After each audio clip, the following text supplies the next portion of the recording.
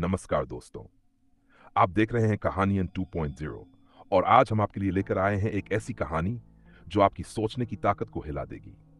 यह कहानी है एक आदमी की जिसने अपनी ही मौत की भविष्यवाणी कर दी थी। लेकिन सवाल ये उठता है, क्या मौत को टाला जा सकता है? या फिर जब उसकी घड़ी आती है तो वह किसी भी हालत में आकर रहती है? अगर आप इस कहानी को सुनने की हिम्मत रखते हैं तो वीडियो को लाइक करें और कहानियन 2.0 को सब्सक्राइब जरूर करें। तो चलिए कहानी शुरू करते हैं। इस कहानी का मुख्य किरदार है विवेक शर्मा, जो एक आम जिंदगी जीने वाला व्यक्ति था। वह दिल्ली में एक मल्टीनेशनल कंपनी में काम करता था और अपनी पत्नी नेहा और 8 साल की बेटी अंजलि के साथ एक खुशहाल जीवन बिता रहा था। लेकिन फिर एक रात कुछ ऐसा हुआ जिसने उसकी पूरी दुनिया बदल दी। रात के करीब 3 बजे विवेक की अचानक नींद खुल गई। उसने पसीने से भीगा अपना चेहरा पोंछा और घड़ी की तरफ देखा। उसका दिल तेजी से धड़क रहा था और उसे लग रहा था कि उसने अभी अभी कोई बहुत ही डरावना सपना देखा है। लेकिन जैसे ही उसने उठकर पानी पिया, उसके दिमाग में एक अजीब ख्याल आया, मैं मरने वाला हूं। 10 दिन बाद ठीक इसी समय रात्रि तिरसमुर। यह ख्याल कोई आम डर नहीं था, बल्कि एक ठोस विश्वास था। उसने अपने मन को समझाने की कोशिश की कि यह सिर्फ एक सपना था, लेकिन कहीं न कहीं उसके अंदर कुछ कह रहा था कि यह सपना नहीं, बल्कि एक सच्ची भविष्यवाणी थी। अगले कुछ दिनों में विवेक ने महसूस किया कि उसके साथ कुछ अजीब हो रहा था। जब भी वह किसी घड़ी की तरफ देखता, उसे बार बार बैह ही दिखाई देता।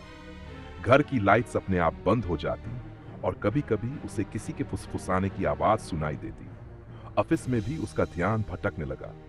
उसे बार बार ऐसा महसूस होता जैसे कोई अदृश्य शक्ति उसे देख रही हो। नेहा ने जब यह सब देखा तो उसने विवेक से पूछा, क्या हुआ? तुम इतने परेशान क्यों लग रहे हो? विवेक पहले तो कुछ नहीं बोला, लेकिन फिर उसने धीरे धीरे अपनी पत्नी को सब कुछ बता दिया।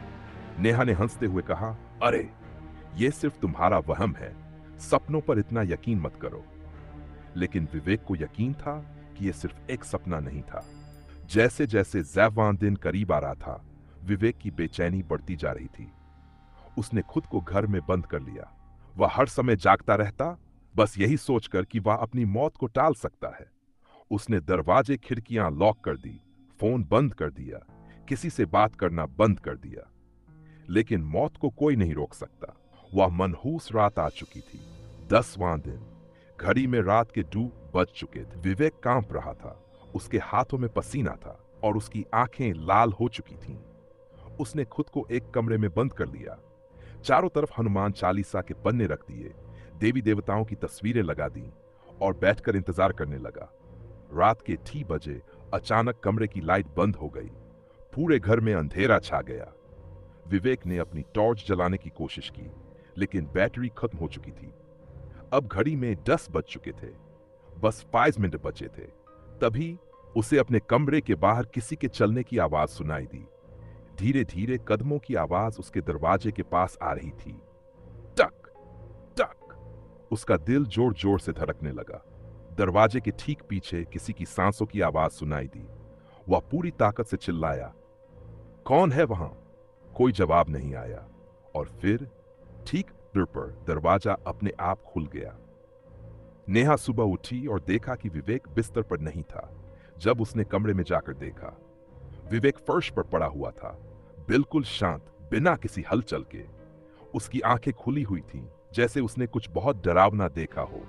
नेहा ने डॉक्टर को बुलाया, लेकिन डॉक्टर ने कहा, विवेक की मौत दिल का दौरा पड़ने से हुई है।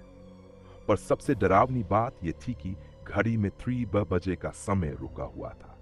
लोगों ने कहा कि यह सिर्फ एक इत्तेफाक था, लेकिन नेहा को पता था कि विवेक ने जो कहा था वही हुआ। क्या उसने सच में अपनी मौत की भविष्यवाणी कर दी थी, या फिर उसने सिर्फ अपने डर से खुद को ही मौत के करीब पहुंचा दिया? क्या आपको भी कभी ऐसा लगा है कि आपको अपनी मौत का आभास हुआ हो? अगर हां, तो कमेंट में जरूर बताइए। और अगली बार जब आपको कोई अजीब सपना आए, तो उसे हल्के में मत लीजिए, क्योंकि क्या पता वह सिर्फ सपना ही हो या एक सच्ची भविष्यवाणी। शायद मौत तुम्हें पहले ही देख चुकी हो।